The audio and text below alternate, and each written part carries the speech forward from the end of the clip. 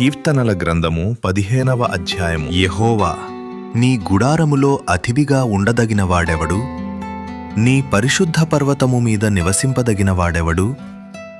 యథార్థమైన ప్రవర్తన గలిగి నీతిననుసరించుచు హృదయపూర్వకముగా నిజము పలుకువాడే. అట్టివాడు నాలుకతో కొండెములాడడు, తన చెలికానికి కీడుచేయడు, తన పొరుగువాని మీద నిందమోపడు. అతని దృష్టికి నీచుడు అసహ్యుడు. అతడు యెహోవాయందు భయభక్తులు గలవారిని సన్మానించును. అతడు ప్రమాణము చేయగా నష్టము కలిగినను మాట తప్పడు. తన ద్రవ్యము వడ్డీకియడు. నిరపరాధిని చెరుపుటకై లంచము పుచ్చుకొనడు. ఈ ప్రకారము చేయువాడు ఎన్నడును కదల్చబడడు.